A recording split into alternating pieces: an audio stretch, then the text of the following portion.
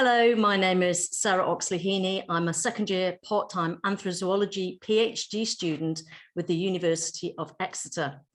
Today, I would like to discuss a few ideas from my anthrozoological master's dissertation, which I completed with the University of Exeter in 2019. Please notice Phoenix, an abandonment survivor, on my shoulder in the slide. I spent 16 years living in Tabuk, Saudi Arabia, and founded what is now one of the first legal animal charities in Saudi Arabia. This research was conducted in order to try and offer a starting point from which strategies can be formed to help cat and human society alike. My dissertation researched abandoned cats in Saudi Arabia and had two focus points. Based on interviews, questionnaires, and social media analysis, this research investigates first the effects of abandonment on cats witnessed by the participants in this research, and second, which I will be presenting today, the reasons for relinquishment given to and perceived by research participants, which leads to an understanding of the overarching factors that affect cat abandonment in Saudi Arabia. Domestic cat, Felis Silvestris Catus, abandonment in Saudi Arabia is a widespread phenomenon. Research has shown that companion animal relinquishment, which includes abandonment, in Western countries is due to multi-dimensional factors, but research on this phenomena has not been conducted in Saudi Arabia, a gap which this study aims to explore. These are some of the abandoned cats our volunteer charity has rescued. I just want to make a quick note on the term relinquishment. Coe et al. Categorise relinquishment as including abandonment, surrender, and euthanasia. This research focuses on abandonment. However, it highlighted issues regarding determining whether relinquishers who approached rescuers or rescue rehoming social media spaces would actually rehome or abandon. What were their intentions? The ethics parameters for this research prohibited direct contact with abandoners. And although the lack of perspective directly from potential abandoners may seem to be detrimental to the research, it could be argued that asking them directly could introduce social desirability bias, whereby people give responses they feel are socially acceptable, rather than more candid explanations. If asked directly, Coe et al. Note, caretakers may not reveal their real reason for surrender.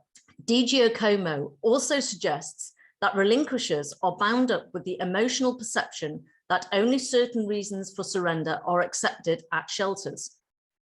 Hence, due to the ethical parameters and the social desirability bias, the investigation was constructed to analyse data that were within the ethical parameters, while still allowing an analysis for the reasons given by potential relinquishers and witnesses to relinquishment.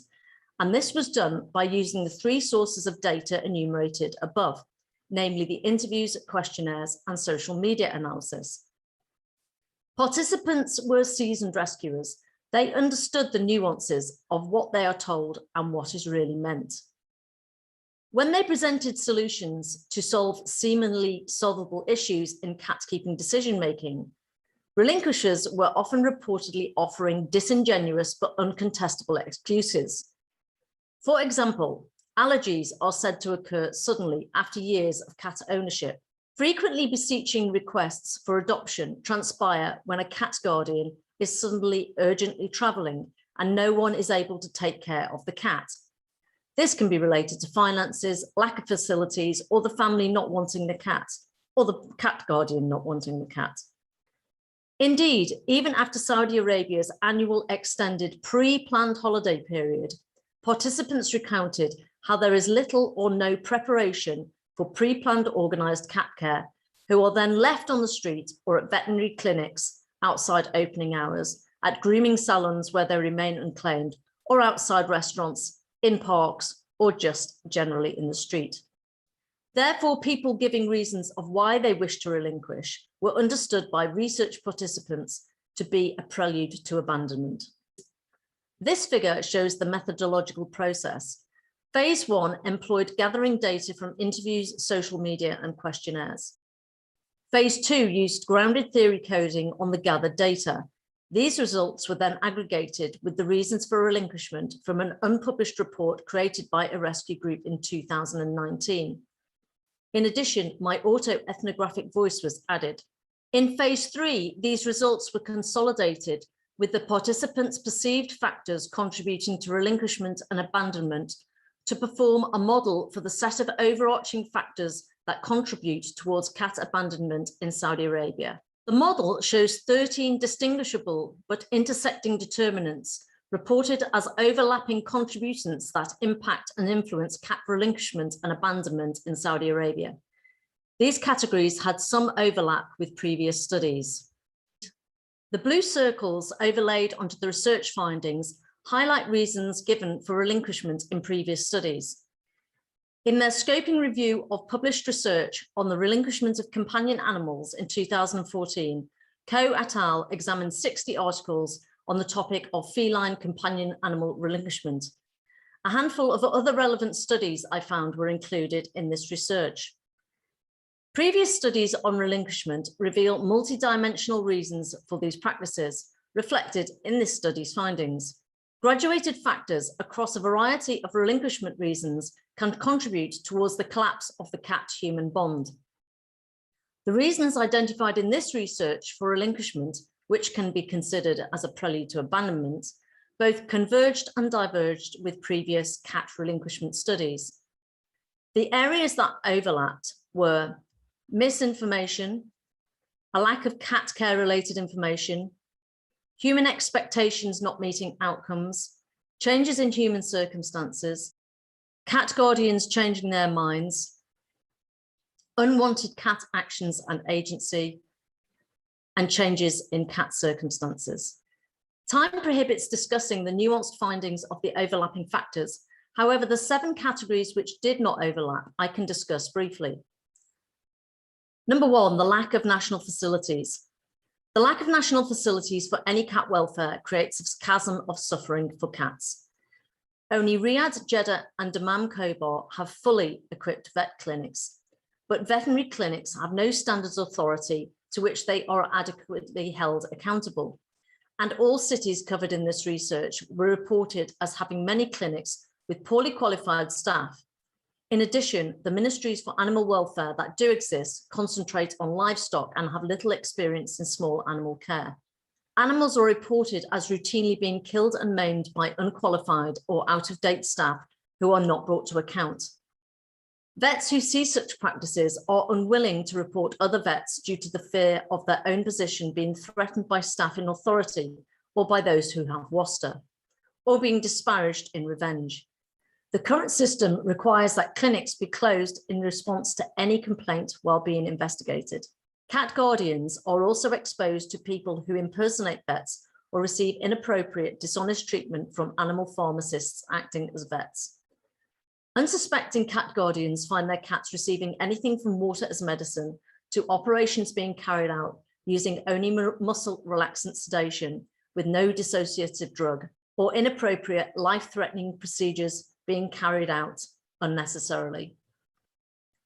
Such poor practices, when identified, is encouraged to be reported. However, although there is a system for reporting such cases to officials, there are reports of the phones not being answered and the system being difficult for non-Arabic speakers to use in a country where over 30% of residents are non-Saudi. Furthermore, the findings of investigations are not published. This lack of a user-friendly, accountable, transparent, systematic reporting on veterinary cruelty, neglect or abuse cases, and as no change is reported by participants concerning the improvement of vet practices, it can only be assumed that there is either a minimal reporting or no heed of public complaints. Once care cannot be easily found, or when found is dangerous and inappropriate, cat guardians either want to pass their cat to someone they feel can give better care, or do not want the responsibility of keeping the cat, which may become financially burdensome. However, the lack of nationally organised facilities and the bureaucratic mountain preventing those who wish to set up cat welfare facilities legally, meaning there are only a few legal spaces where cats can be relinquished, and a few privately run, tolerated but not legal shelters and boarding facilities, Standards vary widely and are totally insufficient in number to meet the relinquishment demand.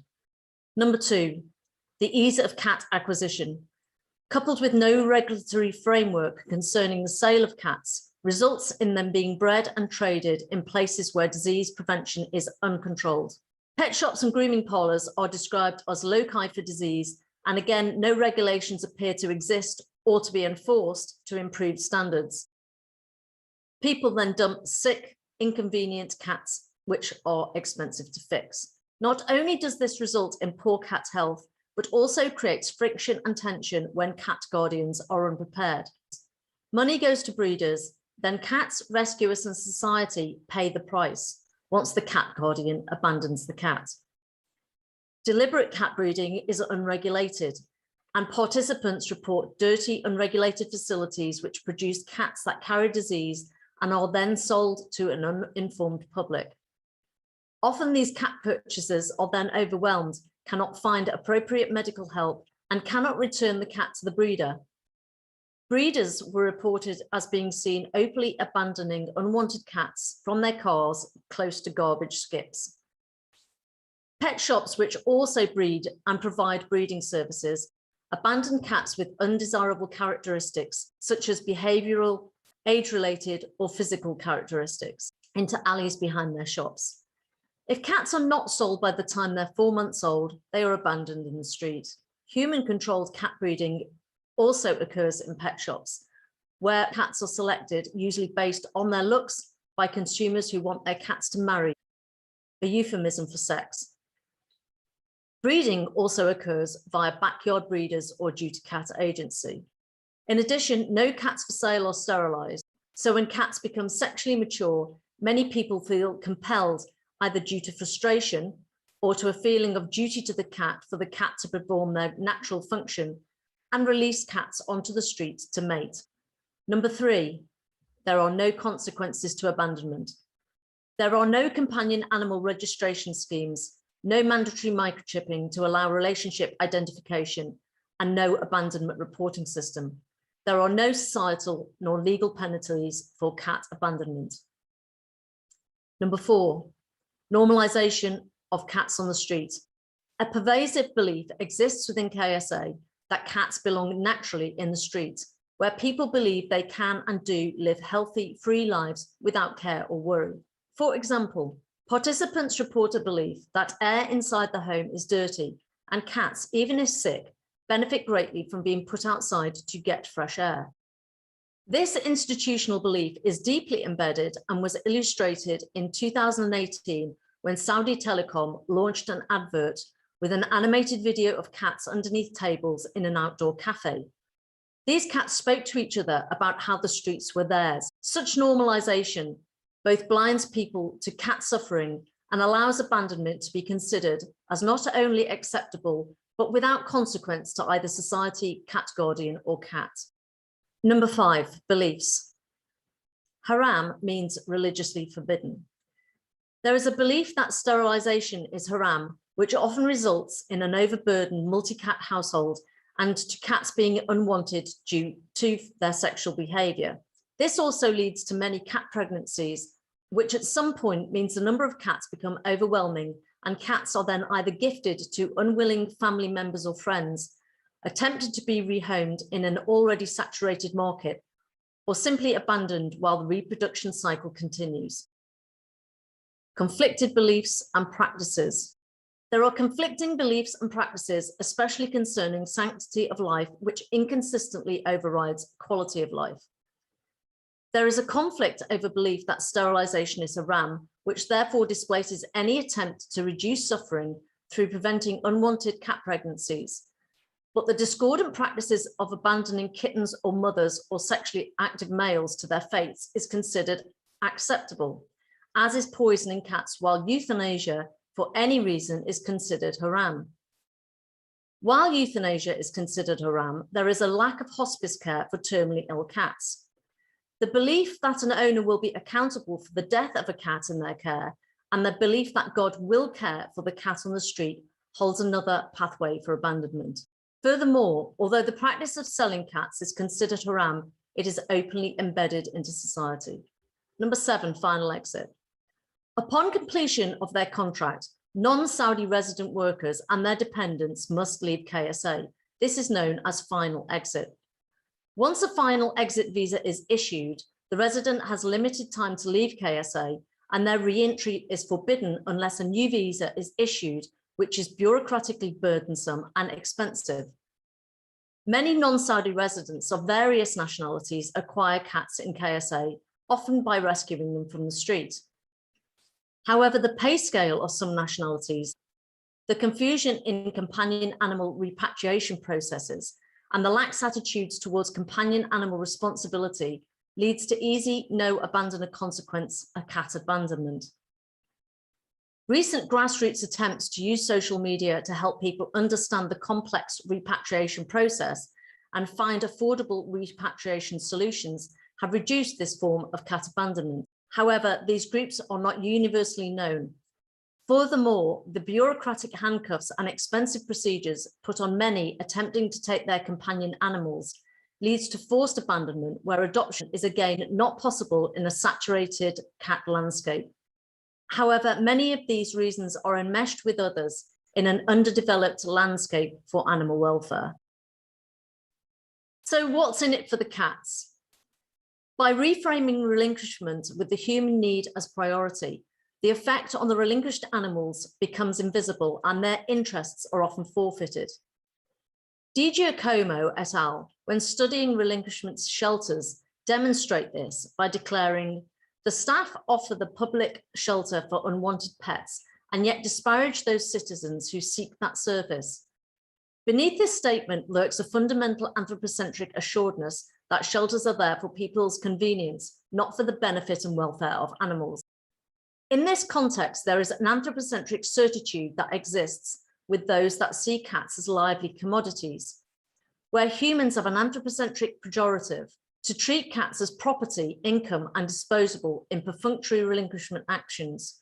It could be argued that this worldview treats animal rescuers globally as existing primarily to serve and to submit to cat guardian interests, expected to capitulate to demands from relinquishers, to accept unwanted animals regardless of the consequences for the animal. This anthropocentric attitude is also seen across much of the KSA relinquisher or potential adopter landscape, rather than cat guardians committing to the lifelong responsibility for cat care. However, by reframing cats from commodities that serve our needs to community animals, part of our neighborhoods with whom lives are co-created, results in a reconnection with Islamic principles regarding other than human animals. Such principles, which express concern for all living species and reach out through a variety of hadiths to guide communities, is in line with contemporary anthrozoological thought, which seeks to reframe other than human lives within a post-human framework.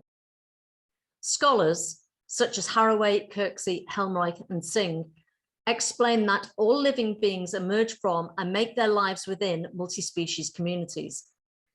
However, we do so with different levels of interaction and attention, says Van Doren. Moreover, Tuan says, unequal power relations lead scholars to recommend we rethink our consequential relationships and reframe our views towards multi-species communities. Lestel et al. Reminds us that cities are hybrids of human and animals, and suggests that the humano-cat society should be studied with reference to the idea that humans and cats both constitute parts of a multi-species city. Having shared spaces for millennia, cats are part of our communities, and being treated as ethically significant beings would uphold both Islamic teachings and multi-species philosophies, which would substantially enhance companion animal care frameworks in Saudi Arabia. So what am I hoping is the outcome for this research? With trepidation, I am planning to contact Saudi authorities with my findings and a set of strategies which could ease the suffering of street living cats, while also addressing societal tension regarding street living cats, of which abandonment is just a part. This tension comes from those who perceive street cats as dirty, those who feel cats should not live on the street for their own health and welfare, those who wish to eradicate street living cats through extermination, and those who wish to reduce the numbers of street living cats through trap, neuter, vaccinate, release programs, cat guardian, cat reuniting mechanisms when lost or found, and processes that could drastically reduce cat abandonment. Thank you for joining me today. And if you have any questions that you would like to ask me, please email me at sh750@exeter.ac.uk. Thank you.